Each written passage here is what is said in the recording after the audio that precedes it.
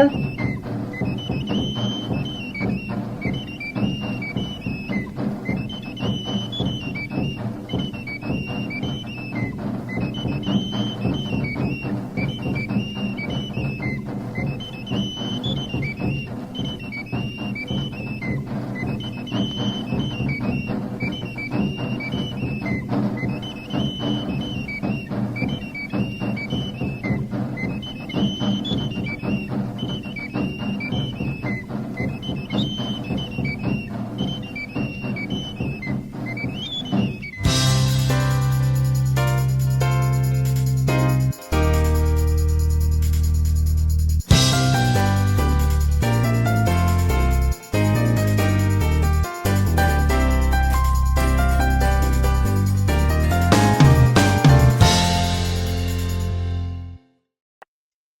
Amigo, amiga, buenas noches, buenos días, buenas tardes. Les saludamos desde Quito, Ecuador, lugar desde donde les acompañamos día tras día o noche tras noche.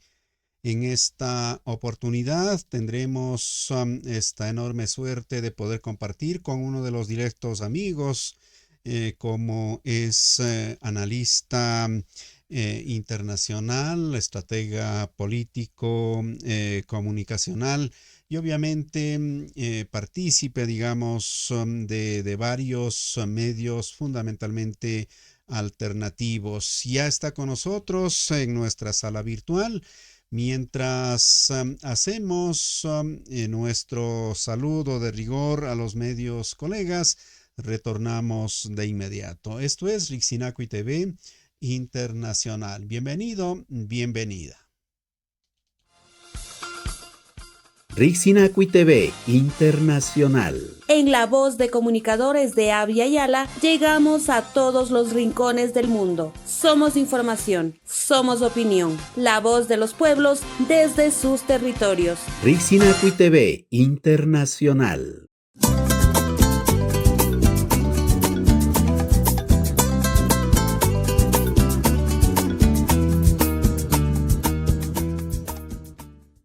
Rixinacui TV, de parte del Consejo Regional Indígena del Cauca CRI, el consejero mayor Joe Sauca del pueblo Boconuco, invitarlos a seguir fortaleciendo el espacio de la comunicación.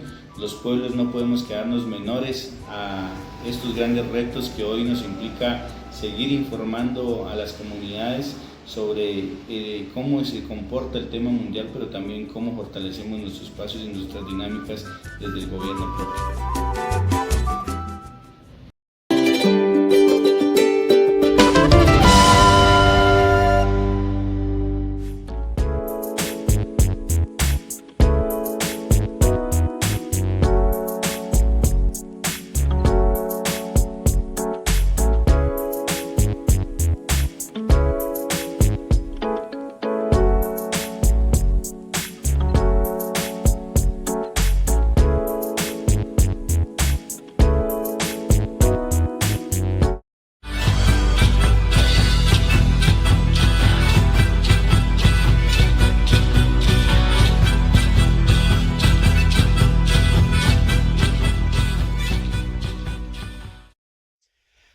Estamos ya con nuestro invitado, nos acompaña a esta hora Decio Machado. Él es sociólogo, es periodista, escritor, analista y muy apasionado de la lectura, de la realidad, no solamente local, sino internacional. Decio, muy amable, gracias por acompañarnos.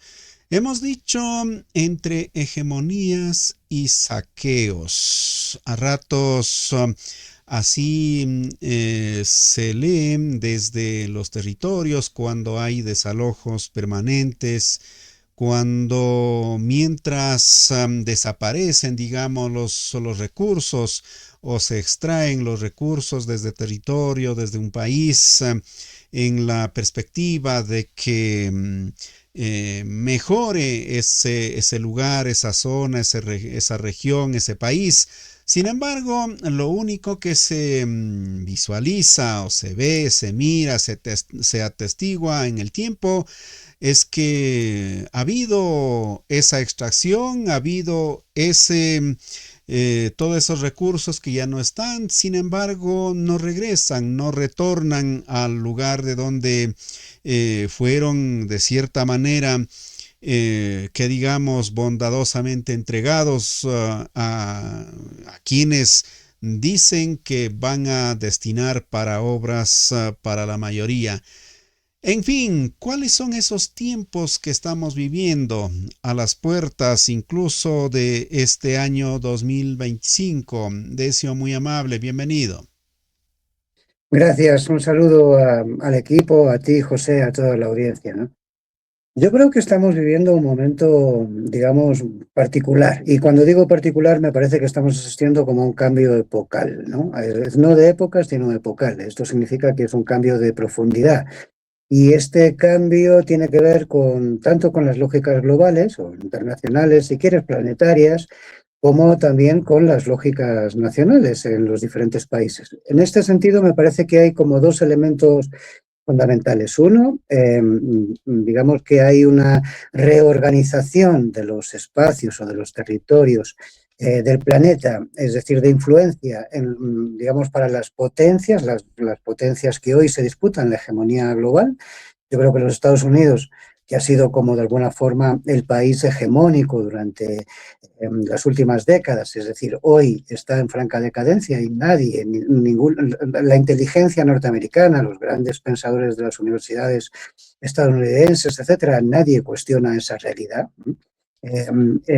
Y en este sentido lo que hace es que de alguna forma se esté redefiniendo los espacios vitales para los Estados Unidos. Cuando digo esto me refiero a que Estados Unidos ya no pretende dominar el planeta, sino dominar determinadas áreas del planeta. Estas tienen que ver fundamentalmente con espacios que son fundamentales para la industria productiva, para la generación, digamos, para la disputa, digamos, tecnológica, de quién tiene la hegemonía tecnológica, etcétera. Y esto hace que el hemisferio, este hemisferio, o sea, América Latina, el subcontinente, o lo que es el conjunto del continente americano, sea considerado por parte de los Estados Unidos como un espacio vital, es decir, como, digamos, un espacio no discutible de la hegemonía norteamericana. Esto está escrito incluso en el último, digamos, Plan Estratégico de Defensa Nacional que publicaron a primeros del mes de diciembre y que se puede leer, digamos, en Internet, se puede buscar y leer. Y ahí definen que el objetivo no solamente es, digamos, el control de toda América Latina, sino además, de alguna forma, expulsar digamos, sacar del territorio a empresas multinacionales que no sean norteamericanas, es decir, lo que ellos llaman no continentales, es decir, no del continente, e incluso ir mermando digamos, la capacidad de influencia de otras potencias, fundamentalmente China, digamos, del continente, con el fin de alguna forma, solidificar esa hegemonía norteamericana sobre la región. No solamente es América Latina, pero América Latina fundamentalmente. Creo que eso es una realidad por un lado, y eso tiene que ver con los recursos naturales de América Latina, en todos los sentidos, es decir, estamos hablando del petróleo, de recursos energéticos, de commodities, pero también de las nuevos, digamos, de los nuevos minerales, es decir, que son fundamentales para, digamos, en esta carrera o en esta disputa por la hegemonía tecnológica, tierras raras, minerales específicos, ¿no? Es decir, que tienen que ver con las nuevas baterías, el litio o cosas de esas características. Ahí hay un elemento concreto que tiene que ver con esta presión extractivista que estamos sufriendo en el continente y creo que esto se va a agudizar. Y me parece que el otro elemento, para complementar esta idea, es el nacional. Y yo soy de los que piensa que, digamos, la izquierda, por llamarlo de alguna forma, los pensamientos progresistas o de izquierdas, es decir, han mantenido durante mucho tiempo la tesis de que el neoliberalismo lo que hace es, digamos, de alguna forma disminuir el Estado, achicar el Estado, hasta, digamos, intentar que ese Estado desaparezca de alguna forma, ¿no? Y que quede el libre mercado como el elemento, digamos, regulador de la vida y en nuestras sociedades, y yo creo que eso no es del todo correcto, sino más bien lo que ha hecho el neoliberalismo ha sido transformar el Estado. Y hoy lo que tenemos es un Estado diseñado para el despojo. Y creo que esto es lo que estamos viendo. Es un Estado que opera, llega a acuerdos, es decir, con, digamos, otros poderes, ilícitos incluso, el narcotráfico, etcétera, y es un Estado que tiene, digamos, unas lógicas de presionar muy fuertemente a las sociedades y fundamentalmente a los territorios que consideran territorios de sufrimiento, es decir, que son los que están sujetos a la presión ultra extractivista o hiper extractivista a consecuencia de las riquezas naturales que ahí subyacen. Y creo que el Ecuador es un fiel ejemplo de esas dos circunstancias que hemos hablado anteriormente. Por un lado, esa lógica, digamos, de reposicionamiento de los Estados Unidos en la región y especialmente, digamos, en su capacidad de incidencia sobre el Ecuador en este caso, como ejemplo práctico de esta realidad. Y la segunda es esta lógica de Estado donde de alguna forma se plantea que no se plantea un cambio de matriz productiva ni una modernización de la economía, ni siquiera una economía, digamos, capitalista en el sentido verde, ¿no? El capitalismo verde, o sea, hacer de alguna forma económicamente rentable lógicas ecológicas que al final, o ambiental, o sea, de sostenibilidad, que al final pasan factura, pero que de alguna forma es un discurso, sino que aquí ni siquiera se utiliza, digamos, esa argumentación, sino básicamente es un planteamiento donde el crecimiento de la economía se plantea desde la perspectiva de la expansión de la frontera extractivista y fundamentalmente, en este caso la minera, la frontera, o sea, la expansión de las explotaciones mineras por todo el país, digamos, en una lógica de sustituir lo que había sido el potencial anterior de la producción petrolera. Por lo tanto, yo creo que el Ecuador está sujeto a esa, digamos, a ese planteamiento que hacía inicialmente, que es lo global y lo local, digamos, como mecanismos de presión que no actúan para la sociedad, sino que actúan en contra de nuestras sociedades para, digamos, lógicas que benefician estrictamente a las élites y en la mayoría de los casos ni siquiera a las élites locales, sino élites de otros lugares, ¿no? De otros países, élites, digamos, que actúan, digamos, que no residen aquí, sino que son de otros, digamos, de otras potencias hegemónicas o superpotencias mundiales. Importante estos elementos como entrada, Decio, doctor, muy amable. Ahora, ¿cómo podemos efectivamente colocar otros, digamos, otros rastros de cómo van siendo arrasados o encaminados hacia esas decisiones? No en beneficio de la mayoría, sino justamente como manifiesta en beneficio de las élites y cada vez más reducidas. Si miramos a nivel del continente, empezando por nuestro país, ha empezado a caminar, digamos, desde un tiempo atrás, con mayor fuerza en una línea justamente que va lejos de lo que son las aspiraciones de la mayoría. Quizá acabamos de ser testigos de lo que ha ocurrido en Chile hace pocos días con la última elección. En su momento en Argentina decía, bueno, pues vamos por la libertad, vamos porque vamos a recuperar y etcétera, que vamos a devolver un Estado eficiente. En fin, hay discursos, algo parecido en Honduras en estos últimos en estas últimas semanas también donde se desarrolló las elecciones. En fin, pudiéramos ir recorriendo de país en país. ¿Cómo podemos mirar en esta disputa, como hemos dicho, de todo este territorio bondadoso, por decirlo menos, y estas otras fuerzas que no sabemos muchos de dónde provienen a la final, pero aparecen cuán santos, Decio?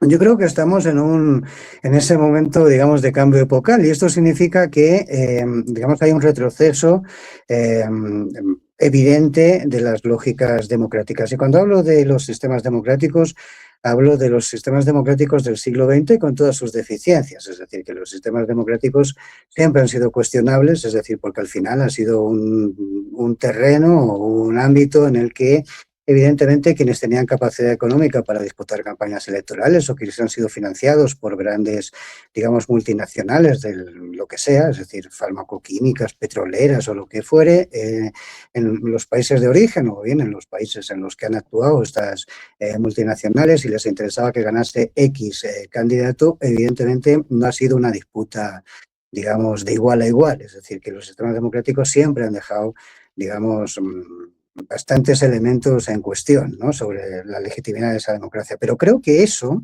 es decir, hoy ni siquiera, digamos, hoy está en franco deterioro y de alguna forma lo estamos viendo, digamos, a nivel global y agudizadamente en algunos países. Creo que en América Latina en concreto, el surgimiento de estos nuevos, de este nuevo fenómeno que tiene que ver con estos gobiernos, Chile es el último, es decir, que ha sido elegido en las urnas, todavía es presidente electo, es decir, ni siquiera se ha hecho.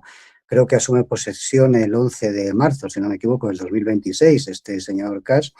Fíjate que el primer viaje que hace Kast es el día siguiente de ganar las elecciones a Argentina, ahí se reúne con Milei y creo que esta noche está llegando al Ecuador y le vamos a ver mañana, es decir, en las pantallas de televisión y en los medios de comunicación compartiendo imágenes con el presidente Noboa. Quiero decir, de alguna forma, lo que hay es, o sea, esos son los países que elige para llegar, es decir, hay países en posiciones claramente, digamos, autoritarias, hiperconservadoras, es decir, que de alguna y aliados fundamentales ahora mismo de los Estados Unidos en la región frente a otros países que cuestionan de alguna forma a los Estados Unidos, como puede ser, pues, evidentemente Venezuela, pero más allá de Venezuela, Colombia, Brasil u otros países, digamos, que tienen gobiernos de perfil más o menos progresista. Quiero decir con esto de que estamos en un territorio en disputa y esa disputa tiene que ver con esta lógica que hablábamos anteriormente, que es esta consideración por parte de los Estados Unidos de que América Latina es un espacio vital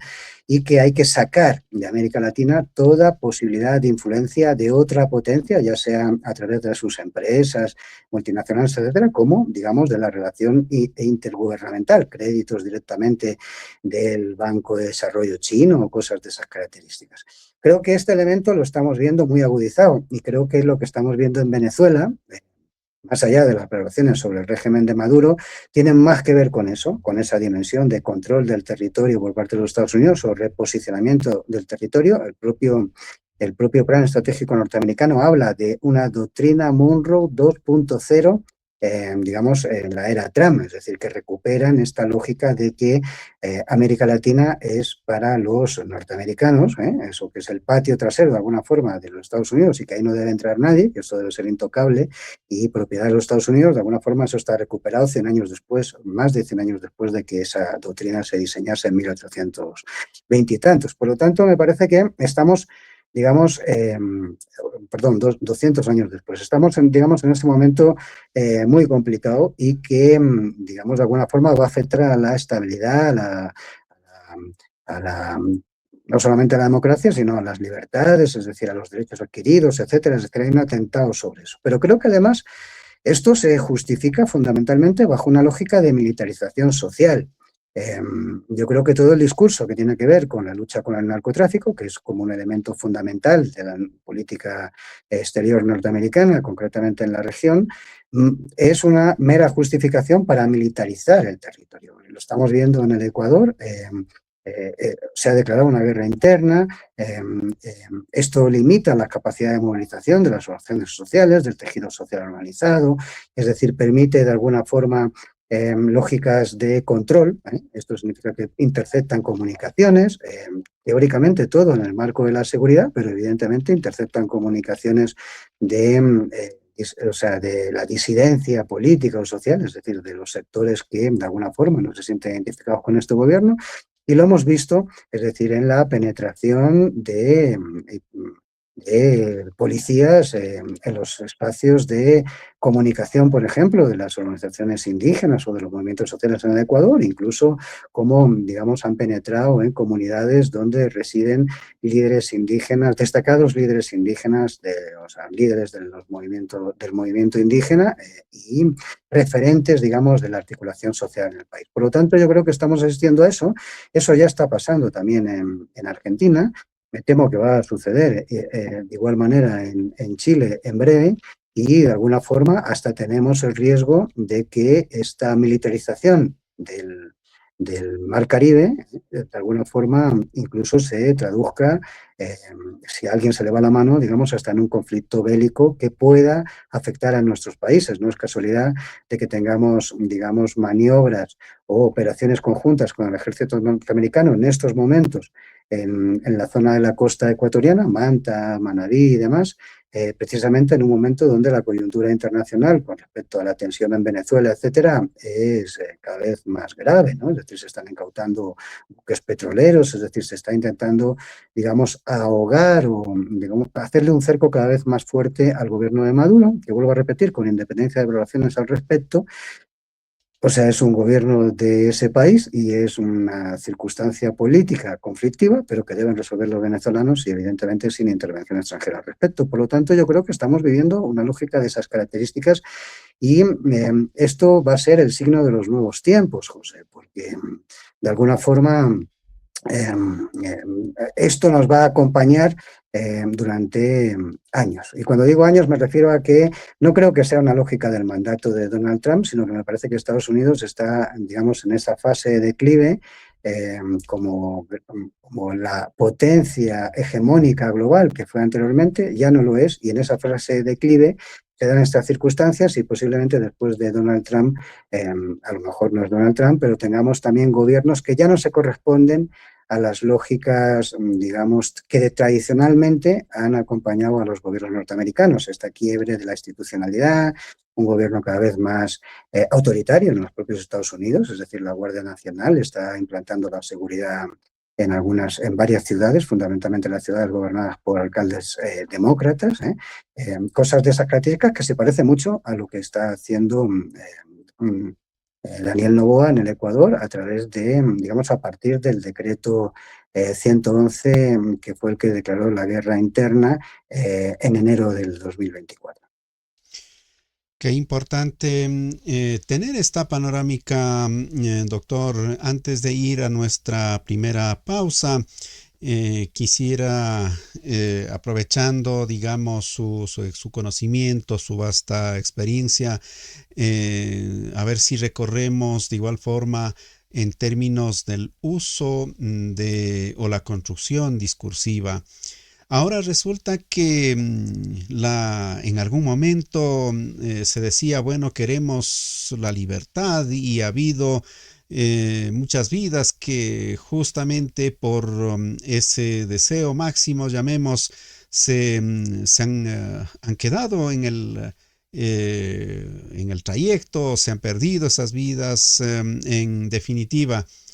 Ahora, ¿qué ha pasado con esos discursos? Se habla de la democracia, es que tenemos que ser participativos y hay una serie de términos que en su momento eran emblemáticos, que en su momento eran llenos, digamos, de contenido. Ahora resulta que muchos de ellos, por ejemplo, hablemos del ser de izquierda, por ejemplo, el que menos dice, no, yo no soy yo puedo ser cualquier otra cosa menos de izquierda. O sea, ¿qué es lo que nos han sembrado o cómo es que llevan a ese terreno a tal punto que han vaciado o qué es lo que pudiéramos entender en estos tiempos, doctor? Bueno, yo creo que evidentemente estamos en una crisis de esto que hemos definido como las ideologías, de alguna forma, y que nos han acompañado durante siglos atrás, fundamentalmente a partir del siglo XVIII, XIX y XX, digamos, para imaginar utopías, ¿no? Para imaginar los mundos ideales en función de las creencias que cada uno procesaba o tenía. En el caso de las izquierdas, que es la que más afina a mi persona, y entiendo que de alguna forma los espacios que compartimos, digamos, ser de izquierdas era de alguna forma creer en que era posible, digamos, un mundo mejor, otros mundos, ¿no? Es decir, un mundo mejor donde, digamos, hubiese una lógica de mayor igualdad, de justicia social, etcétera, y que eso de alguna forma estuviese regulado por parte del Estado. Creo que ahí hay un problema y es, digamos, ese rol del Estado cuando decimos que el Estado se ha transformado. José, vivimos en un momento en el que el Estado, de alguna forma, es, como te decía anteriormente, un Estado para el despojo, ¿no? Un Estado para, digamos, para dotar de cobertura a las necesidades de la población. No es un Estado que nos brinde, digamos, mejores servicios sociales. Los servicios sociales se deterioran en todo el planeta, con raras excepciones, con independencia del tipo de gobierno que tengan. Y así sucesivamente estamos viendo eso. En el Ecuador, por hablar del modelo de Estado que tenemos, estamos asistiendo a lógicas absolutamente nuevas. Voy a poner un caso, nuevas, pero muy, digamos, muy preocupantes. Y que tienen difícil vuelta atrás. Voy a poner un caso en concreto. El Estado nunca, ni en los mejores momentos del régimen correísta, por hablar de un Estado fuerte en aquel momento y con planificador, o sea, etcétera, con capacidad estratégica y demás, ni siquiera en esos momentos fue capaz de cobrar impuestos en lugares, digamos, urbanos marginales como, yo qué sé, La Ladrillera o el barrio Valerio Estasio o Isla Trinitaria, por ejemplo. Hablo de estas zonas así fuertemente marginales, de gran exclusión social, digamos, en la ciudad de Guayaquil, que es una de las ciudades más desiguales del país, si me apuras, la más desigual junto con Esmeraldas. Nunca cobró impuestos ahí. Hoy estamos viendo cómo, digamos, el narcotráfico le cobra a la gente $1, es decir, justificando que eso es por seguridad, o les cobra por el uso del agua o la luz, es decir, que todo eso está enganchado de alguna forma ilegalmente, etcétera. Les cobra ese $1. Y luego, digamos, a través de empresas que el propio narcotráfico tiene para, digamos, blanquear sus platas, hasta contrata obras públicas, lo vimos con empresas de este de este tipo que extraditaron a Estados Unidos, es decir, hasta contrata, digamos, obra pública con el Estado y paga impuestos. Al final, ¿qué está haciendo el Estado? De alguna forma, cobrar impuestos indirectamente a través del narcotráfico, a través de sus empresas de blanqueo, en lugares donde nunca había cobrado anteriormente. Quiero decir, esa lógica, es decir, que está muy poco analizada, digamos, por parte de los expertos en materia de narcotráfico y de economías ilícitas, etcétera, es un marco de complicidad entre Estado y otro poder. Hay un poder, digamos, de alguna forma legitimado socialmente, que sería el Estado, es decir, sea bueno o malo como gestiona además, y hay otro poder que es teóricamente ilícito, pero que aparece en los espacios donde el Estado no está, porque siempre hay un poder de alguna forma en todos los lados. El poder puede ser el Estado, y si el Estado abandona esos territorios, esos barrios urbanos marginales, aparecen otras lógicas, otras formas de poder, en este caso, digamos, en esta última época, el tema del narcotráfico, pero al final colaboran en una lógica, digamos, de control social. Creo que estamos asistiendo a ese tipo de cosas.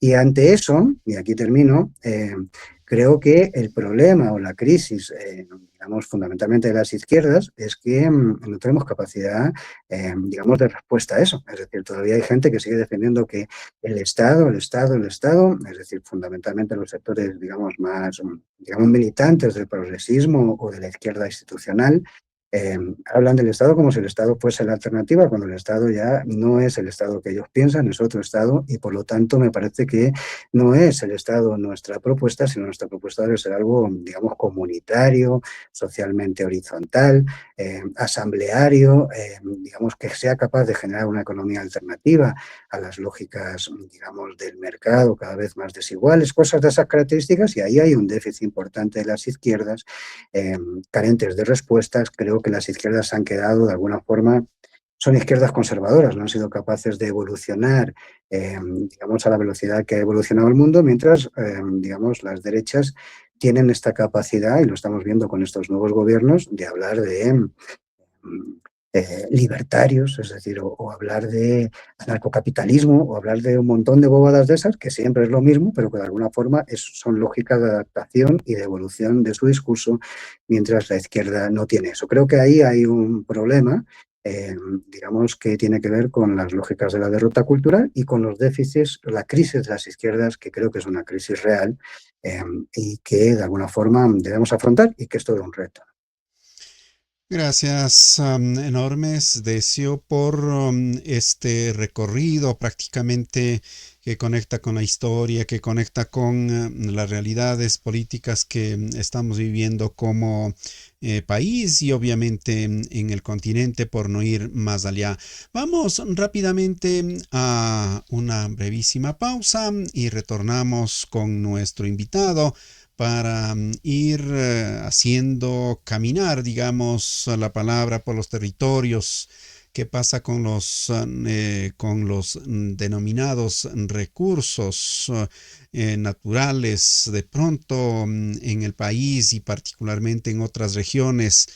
Alrededor de esto ha habido una serie de, llamemos, conflictos o pretextos, para hablarlos morochamente, consultaremos al retornar. Amigo, amiga, usted está en Rixinacui TV Internacional. Gracias por los comentarios, gracias por hacernos saber que hay interés en las temáticas que vamos abordando. Retornamos.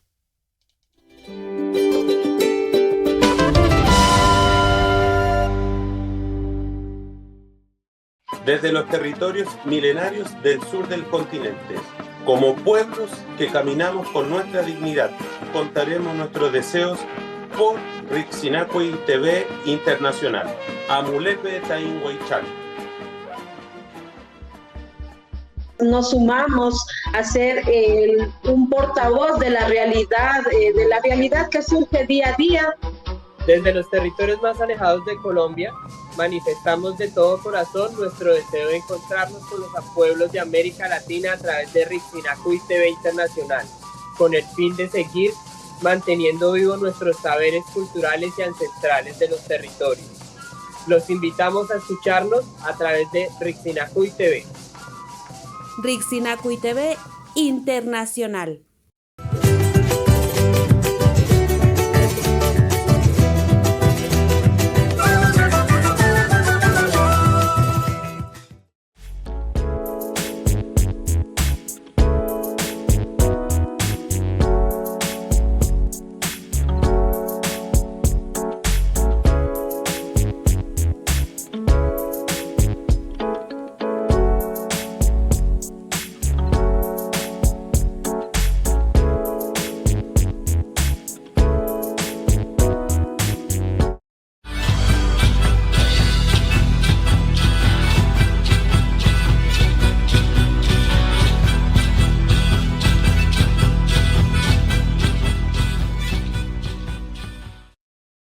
Estamos de vuelta con nuestro invitado.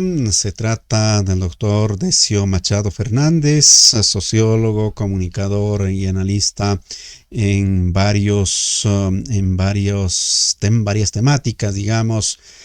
Decio, doctor, ¿qué digamos? ¿Qué es lo que ocurre o cómo cubren más bien los intereses que nosotros o al pueblo común y llano es bastante complicado descubrir o saber o despejar de primera mano? En su momento decían, bueno, pues vamos por la seguridad, vamos para control de la delincuencia y las causas en definitiva que generan eso no son atacados, sino de pronto más cárceles. Justo en estas últimas horas estaba revisando una nota que dicen recibiremos del año 2026 con más cárceles. No sé si esperaban que aplaudamos alguna cosa, pero a la final esos son los tipos de anuncios, o si no, si vamos hacia a tiempo que estamos a días de lo que vivió, digamos, como estos días, valga redundar, en diciembre, Panamá hace varios años decían, pues bueno, vamos a controlar el narcotráfico, vamos a dar la seguridad y invadieron, digamos, Panamá. Y así pudiéramos ir hacia otros continentes. En definitiva, dicen, ha sido un gobierno déspota, por lo tanto tenemos que devolver la democracia y invaden o arremeten contra ese gobierno. Ya sabemos qué es lo que ocurre. Vemos ese tipo de acciones, pero bastante complicado, por decirlo lo menos, doctor, tratar de entender por qué son tan bondadosos en procurar solucionar los grandes problemas. Así pudiéramos medio interrogar, doctor, ¿cómo explicamos?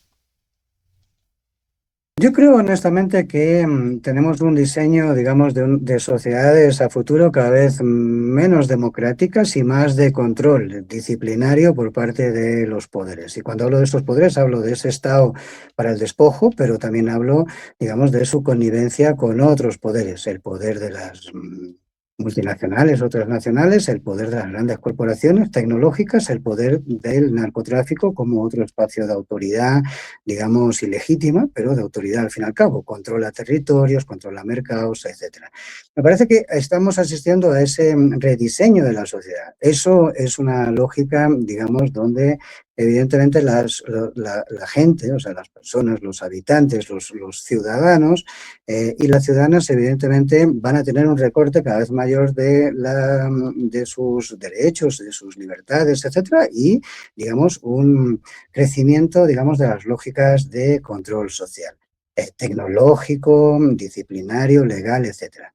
¿Esto a qué responde? Yo personalmente creo que responde a la dinámica de las nuevas economías. Estamos inmersos en lo que han llamado la cuarta revolución industrial. Todo este desarrollo de la inteligencia artificial, digamos, de la robótica, del Internet de las cosas, es decir, de toda esta nueva dinámica tecnológica que además se desarrolla de forma muy acelerada. Pero si uno mira, es decir, ¿qué se necesita para que esa tecnología exista, es decir, siga desarrollándose, sobre todo a la velocidad vertiginosa a la que se está desarrollando? Lo que encontramos es que, digamos, es una tecnología que desarrolla una economía tremendamente depredadora. Digo esto porque el consumo energético y de recursos naturales que genera, por ejemplo, el desarrollo de la inteligencia artificial, me quedo solamente en ese ámbito, hay otros muchos más, es una cosa, digamos, que no ha tenido nada que ver con las revoluciones industriales anteriores, ni con el Internet inicialmente y evidentemente mucho menos con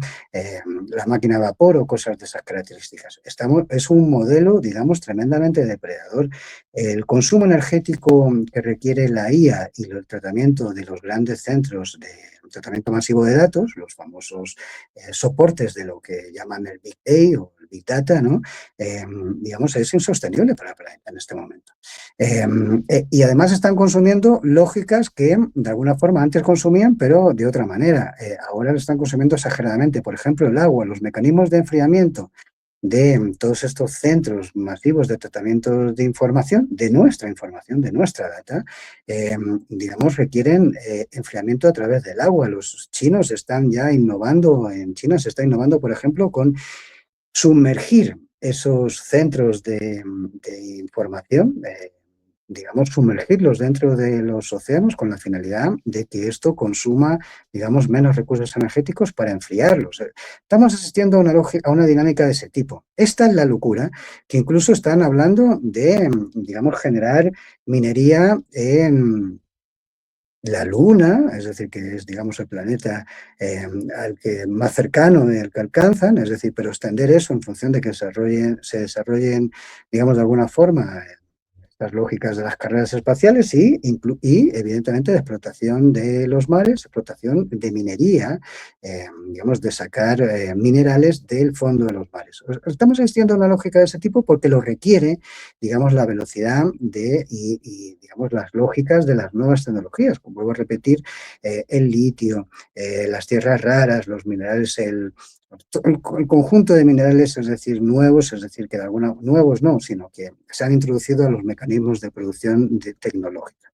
Yo creo que estamos asistiendo a eso. Eso significa, digamos, de alguna forma significa conflicto, es decir, todo este activismo sabemos que genera conflictos y, digamos, yo creo que asistimos a esta dinámica de cárceles, de, digamos, generación de mayor violencia social, etcétera, porque es una forma, de alguna forma, de justificar esas medidas de control cada vez mayor, totalitario, si me apuras, poco democrático, cada vez menos democrático, es decir, sobre la población. Creo que estamos asistiendo a un mundo que se está encaminando ahí, que de alguna forma tiene que tener respuestas de la sociedad que todavía no hemos visto, pero que no sé cómo se darán ni cuándo se darán, pero que de alguna forma nos estamos encaminando ahí. Y eso es igual para China, planteando, digamos, quienes están disputando la hegemonía mundial hoy, que para los Estados Unidos. Es decir, eso es una lógica de poder. Y creo que asistimos a eso. Y ahí, evidentemente, están todas las dinámicas de cárceles y de todo este tipo de medidas. Nosotros tenemos un gobierno del Ecuador que la única obra que ha podido presentar en 25 meses de gestión es la cárcel del encuentro. Es decir, la única obra que ha hecho el gobierno de Daniel Noboa, suya, realmente suya, que la comenzó y la terminó, es la cárcel del encuentro.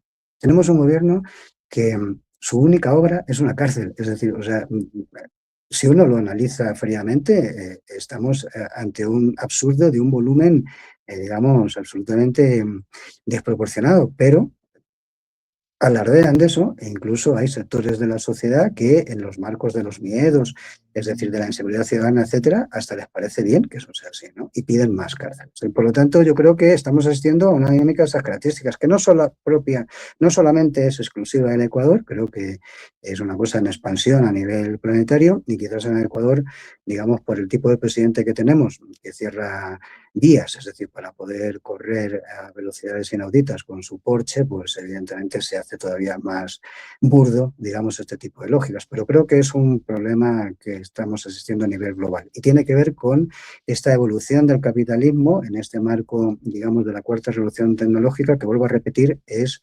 digamos, de un nivel de depredación que no hemos asistido anteriormente, digamos, en las necesidades de materias primas que requería la producción capitalista en diferentes momentos de la historia. Creo que estamos en un momento, digamos, inaudito, o sea, nuevo y especialmente brutal en este sentido, y esto lo vamos a sufrir los pueblos y fundamentalmente, digamos, los territorios de sufrimiento, que son los territorios que, digamos, acumulan por su biodiversidad, por su riqueza natural, etcétera, digamos, estas materias primas, estos commodities que son tan necesarios ahora para esta nueva economía en evolución a nivel global. José. Es realmente alarmante aquello. Antes de ir con otra inquietud, hay algunos planteamientos que están haciendo nuestros amigos. Los Estados Unidos están destinados por la providencia a sembrar el hambre y miseria a los países de la Gran Abya-Yala, dice Vinicio. Gracias, Vinicio. Sisa nos está comentando también, todo estuvo programado, crear conflicto interno, recibir apoyo de Estados Unidos como apoyo humanitario, incursión del ejército en territorio de pueblos indígenas. Entonces, ¿cuál va a ser la salida? ¿O estamos perdidos a ser otra vez colonia de los Estados Unidos? Nos está preguntando Sisa. Gracias por esa inquietud. Hay otra inquietud también. La guerra contra el gran pueblo de Venezuela ¿es contra todos los pueblos de América Latina o cómo comprender? También nos está señalando. En fin, hay otras inquietudes. Me quedo allí justamente para seguir este importante diálogo.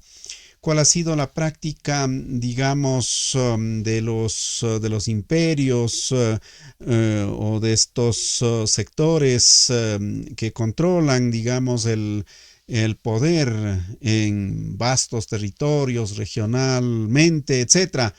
Doctor, ¿qué podemos señalar? Bueno, yo creo que hay, digamos, por ir por partes, es decir, en esas aportaciones que han hecho los compañeros y compañeras que están viendo el programa, me parece que hay, digamos, una necesidad fundamental y es construir alternativas. Creo que, como decía al principio de esto, cuando hablábamos de la crisis ideológica o de la crisis de la izquierda, ¿no? Hablando en términos ideológicos, me parece que es que la izquierda no está generando en este momento una actualización de su pensamiento para dar respuestas a las realidades de hoy, ¿no? Tiene unos fundamentos determinados, es decir, que tienen que ver con lógicas, digamos, humanistas, de igualdad, etcétera, pero que de alguna forma no se han, digamos, actualizado a los riesgos, a las circunstancias, a lo que estamos viviendo, digamos, al marco de agresiones que está viviendo la sociedad en este momento a nivel global. Creo que ahí hay un déficit y yo creo que algunos sectores intelectuales que han estado trabajando lógicas, digamos, alternativas a esto, más que buscarlas en las izquierdas, lo que han hecho ha sido buscarlas en las lógicas o en las formas de cosmovisión de los pueblos, digamos, ancestrales. No solamente de los pueblos ancestrales andinos, que en este caso son los que, digamos, son los cercanos, es decir, a la realidad del Ecuador, sino en otros pueblos ancestrales, es decir, comunidades, digamos, afros en Nigeria, es decir, indígenas africanas, ¿no? en Nigeria o en otros lugares de África y, digamos, lógicas de ese tipo en la India, es decir, movimientos ecofeministas que tienen que ver con tradiciones culturales hindúes. O sea, hay un montón de cosas de esas características que son más desconocidas para nosotros por la lejanía, ¿no?, geográfica de nuestra realidad. En este caso, para nosotros, la cercanía es la cosmovisión indígena y las lógicas, digamos, societarias, digamos, ancestrales de los pueblos indígenas, las mingas, la toma de decisiones, digamos, asamblearia, es decir, digamos, las lógicas de la sabiduría, ¿no?, ancestral, el respeto y la armonía con la naturaleza, cosas de esas características, es decir, que parece que son alternativas más reales en este momento, digamos, a lo que vivimos, que el viejo discurso de la revolución socialista o cosas de esas características, que al final se trataba de cambiar un poder por otro poder, pero al final seguía siendo el Estado, ¿no?, en las condiciones en las que estamos. Me parece que ahí hay un elemento que hay que seguir trabajándolo desde el punto de vista, digamos, de los planteamientos de alternativas, es decir, de tener una alternativa como modelo de sociedad a lo actualmente existente o en evolución. Creo que ahí hay un elemento. Creo que el otro elemento tiene que ver con estas lógicas que estamos viviendo en el continente, que alguien planteaba, ¿y qué pasa? ¿Después de Venezuela qué pasa? ¿Es solamente Venezuela? ¿Después de Venezuela va a haber más o qué? Yo creo que el tema es evidente, o sea, me parece que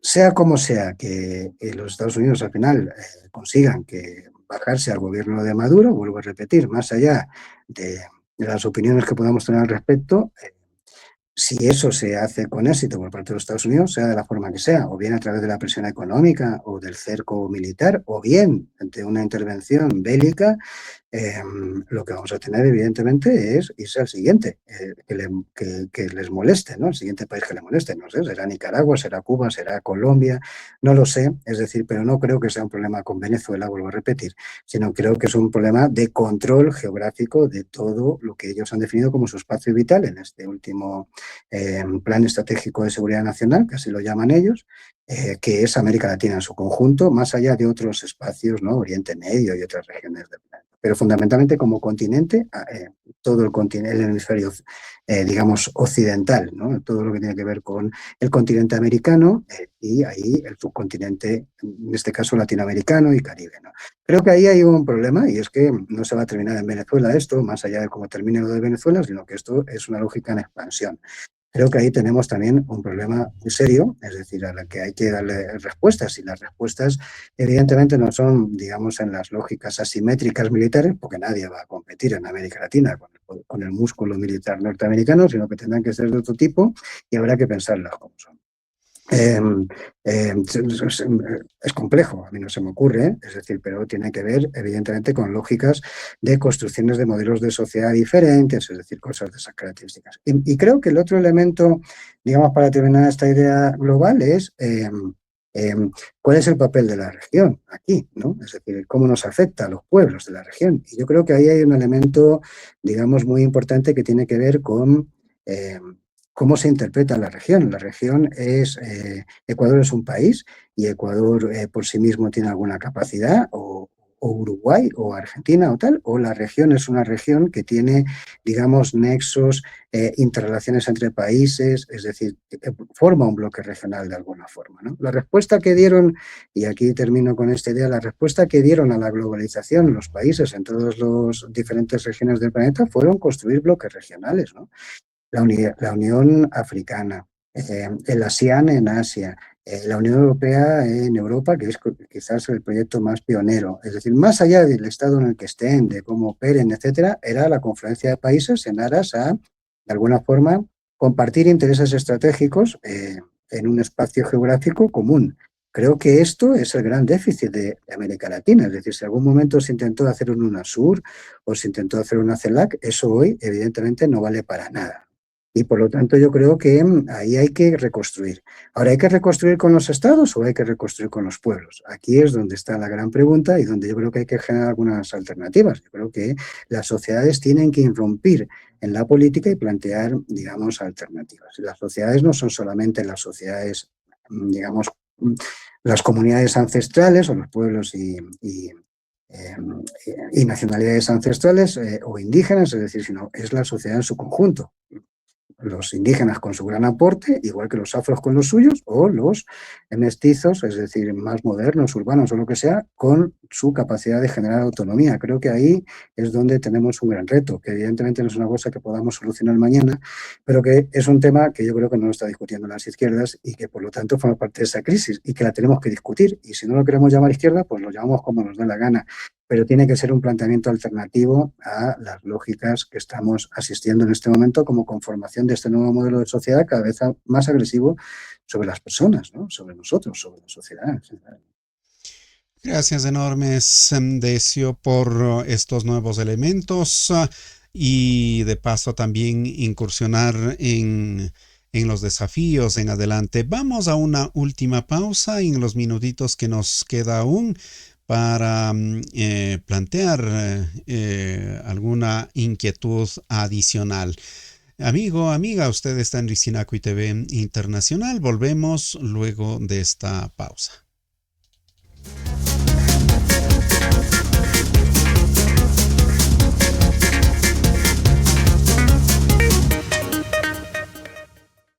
Un saludo para todos los televidentes de este medio, salud cordial, salud de resistencia, de lucha organizativa de los pueblos indígenas del Abya Yala, desde el Consejo Regional Indígena del Cauca, Programa de Comunicaciones, Asociación de Medios de Comunicaciones Indígenas de Colombia, Red AMSIC.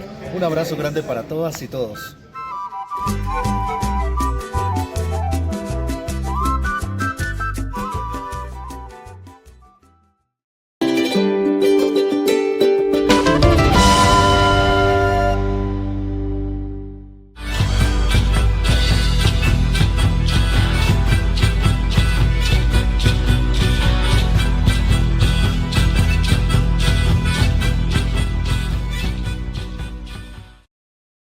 Estamos de vuelta con nuestro invitado y en esta parte final que estamos dialogando entre hegemonías y saqueos.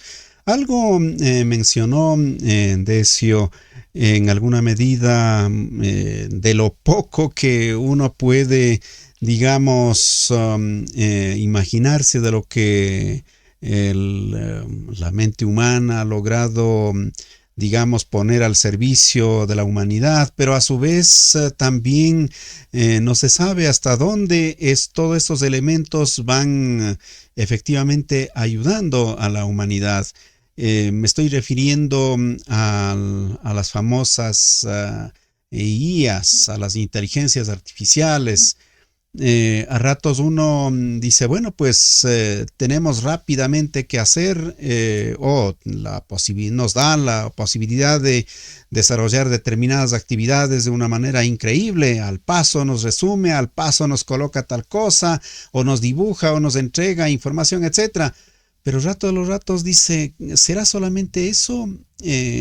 ¿Cómo nos vamos, que digamos, incursionando, no incursionando?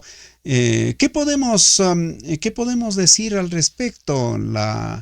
Hay quienes decían, pues bueno, hay determinadas actividades que se desarrollaban, pero ahora eso hacían antes entre 4 personas. Ahora puede hacer en un par de horas, digamos, una sola persona. Chao, aquellos que estaban en esos puestos laborales, por decir algo. Y en fin, todavía esto está para largo. ¿Cómo podemos un poquito dar una pincelada en esos ámbitos, si así considera, doctor? Yo creo que el problema fundamental que tenemos con la IA o con este marco de desarrollo tecnológico que estamos viendo en este momento es, que el desarrollo tecnológico, digamos, en la historia de la humanidad cada vez ha sido, digamos, más rápido. Es decir, que la primera revolución industrial llevó un tiempo en desarrollarse que fue inferior, o sea, fue superior a la de la segunda, y la de la tercera fue inferior al de la segunda, y el de la cuarta, que es la que vivimos, va a una velocidad increíble. Por lo tanto, yo creo que ahí hay un elemento que es fundamental y es entender, digamos, esta lógica de desarrollo tecnológico. La segunda cuestión que me parece fundamental es, digamos, yo no estoy en contra del desarrollo tecnológico, lo que hay que discutir es la propiedad del desarrollo tecnológico. Yo creo que ahí está el gran problema. Sí, los historiadores hablan siempre de que el desarrollo tecnológico ha significado, digamos, progreso de alguna forma, ¿sí? Bueno, habrá significado progreso, pero lo que sí es cierto es que, por por ejemplo, en la primera revolución industrial, es decir, cuando se generaron las fábricas textiles en Manchester, cuando se empezó, digamos, a explotar a la clase obrera, cuando los niños trabajaban 16 horas al día, los niños de 8 años en las fábricas de Manchester o cosas de esas características, la propiedad estaba hiperconcentrada. Es decir, y hasta que el salario creció y se dignificó mínimamente las condiciones laborales, pasaron 100 años. Donde todo el usufructo de ese desarrollo tecnológico quedaba en manos de una élite tremendamente pequeña, un porcentaje muy pequeño de la sociedad. Creo que hoy estamos en la misma situación. ¿Quiénes son los propietarios de la IA? Los propietarios de la IA son 4, digamos, multimillonarios, los más millonarios del planeta, digamos que han usurpado el espacio de poder de las petroleras y tal. Ahora mismo es esto, ¿no? O sea, Google, o sea, las Alphabet, ¿no? La empresa de Google, Meta, OpenAI, en fin, empresas de esas características. Elon Musk, pues, evidentemente, Zuckerberg, gente de estas características, Jeff Bezos, etcétera, no alcanzan, digamos, o sea, son como media docena de personas. Y estos son los dueños de la IA, son los que, digamos, de alguna forma se saben los algoritmos trabajan para sus intereses, etcétera. Quiero decir, hay una lógica, digamos, que es todavía mucho más, digamos, restringida de quiénes son los dueños del desarrollo tecnológico que en la primera revolución industrial incluso, con lo cual, evidentemente, eso no va a generar progreso desde este punto de vista, es decir, no va a incrementar la calidad de vida de las personas, sino todo lo contrario, porque tiene una propiedad, eso está en manos de un círculo tremendamente pequeño que cada vez, digamos, son más poderosos, tan poderosos que ponen en jaque a la Unión Europea o a países determinados, o le dicen a Lula que no puede sancionar, en el caso de Mus, a X, ¿no? A Red X, porque más allá de que haya hecho bulos a favor de Bolsonaro o cosas de esas características. Y creo que ahí tenemos, digamos, un gran problema, porque hay que democratizar el desarrollo tecnológico. El problema no es el desarrollo tecnológico en sí, sino, digamos, que no pueda, o sea, que su propiedad no esté concentrada y además en tan pocas manos todavía peor. Creo que ahí es el gran reto. ¿Y esto cómo se hace? Pues es muy complicado, porque esto significaría que no debería haber una IA o 4 IAs de 4 big tech que llaman, de 4 grandes multinacionales tecnológicas, sino que debería haber muchas IAs, ¿no? Es decir, de países, es decir, de comunidades, ¿no? Es decir, de gente que se asocia y desarrolla y hace una IA para digamos, el territorio amazónico, por ejemplo, o cosas de esas características, y tener, digamos, diversificación primero de opciones, donde la captación de los datos, es decir, donde convertir a las personas en commodities no sea, digamos, no se quede en 4 manos o en 4 grandes empresas poderosísimas, sino más bien, digamos, que esté de alguna forma abierto, socializado, que los códigos sean abiertos, que sepamos cuáles son los algoritmos y cómo funcionan, es decir, y para qué intereses, ¿no? Es decir, y en ese sentido creo que hay que democratizar el desarrollo tecnológico y eso es el gran reto en este momento. Hay mucha gente debatiendo esto en espacios académicos, no tanto en los espacios sociales, porque claro, es complejo, ¿no? Es decir, requiere un nivel de conocimiento sobre tecnología que habitualmente no solemos tener la gente, digamos, común, pero hay gente que está debatiendo esto y creo que ahí está el gran reto. Y empieza a ser, digamos, algo que incluso en algunos países hasta los gobiernos, con todas sus deficiencias, empiezan a plantear, ¿no? Es decir, que, por ejemplo, hay sectores del Partido Demócrata en Estados Unidos que empiezan a plantear que hay que controlar, digamos, las redes sociales porque ahí se establecen lógicas, digamos, de fake news, de cosas de este tipo, que además suelen beneficiar fundamentalmente a los sectores de la ultraderecha o los sectores más radicales, digamos, hiperconservadores o incluso filofascistas, ¿no? También hay debates de estas características en el Parlamento Europeo. Se empieza a discutir este tipo de cosas y hay incluso países africanos, Burkina Faso, algunos países así con gobiernos, digamos, alternativos a la mayoría de la región, que también empiezan a hablar de eso. E incluso Brasil ha Hay un debate ahí, es decir, sobre la posibilidad de construir plataformas de software libre, o sea, abierto, de códigos abiertos, que la gente pueda entrar, digamos, reprogramar, etcétera, y hacerlo con industria local. Creo que por ahí empieza a haber un debate que es fundamental tenerlo, porque de lo contrario, evidentemente, estaremos en manos de 4 psicópatas, y voy a decirlo así, porque son tipos que se están construyendo cohetes espaciales para, digamos, irse a vivir a la Luna. Es decir, ni siquiera creen, y lo digo así, no es chiste lo que digo, es decir, ni siquiera creen en la posibilidad de que este planeta pueda salvarse de colapso ambiental. Es decir, o sea, que es una locura de estas características, y yo creo que desde nuestros espacios y nuestros mundos hay que empezar a debatir de tecnología. Es decir, que es complejo, pero hay que empezar a debatir de tecnología. Nos puede parecer raro que alguien en Osogoche, en las lagunas de Osogoche, se ponga a hablar sobre inteligencia artificial o cosas de esas características, pero es una cuestión de que empiece a formar parte, digamos, de la conversación de la gente y de nuestros debates en los espacios sociales, organizativos, etcétera. Creo que esto es una necesidad. No les podemos dejar la propiedad de este desarrollo tecnológico a 4 hipermillonarios que plantean dominar el mundo como si fuesen señores feudales, porque eso es lo que están haciendo y en eso están compitiendo Musk con Zuckerberg o Bezos con otro de estos, ¿no? Cualquiera de estos otros que ya se me escapan los nombres, pero que son, digo, menos de media docena de señores, es decir, que son propietarios de islas, de cohetes espaciales, es decir, de tecnología increíble y de grandes contratos con los principales gobiernos, digamos, del planeta. Creo que esto hay que cortarlo de alguna forma por el bien de la democracia, por el bien de la sociedad y por el bien de todos nosotros, la verdad, por el bien de la mayoría. Doctor Decio Machado, muchísimas gracias por la gentileza de acompañarnos con estas reflexiones y de alguna manera también pues dejar elementos que nos inquietan para repensar estas prácticas y estas formas que se nos vienen prácticamente en la vida. Doctor, mil gracias, reitero, y en una próxima oportunidad estaremos volviendo a molestarle. Hasta entonces. Con mucho gusto, es un honor siempre compartir con ustedes y grata la invitación, o sea que nos vemos cuando ustedes quieran. Un saludo para toda la audiencia, un saludo para ti, querido José, y para todo el equipo. Gracias enormes, Decio Machado. Nos acompañó en esta oportunidad abordando sobre hegemonías y saqueos desde varios ángulos. Amigo, amiga, muchísimas gracias. Hay una novedad que lamentablemente se nos presentó. Hubo algún problemita que el programa, particularmente en YouTube, no se emitió desde el inicio, pero lo vamos en unas horitas en adelante, lo vamos a volver a subir el programa íntegro. Mil perdones.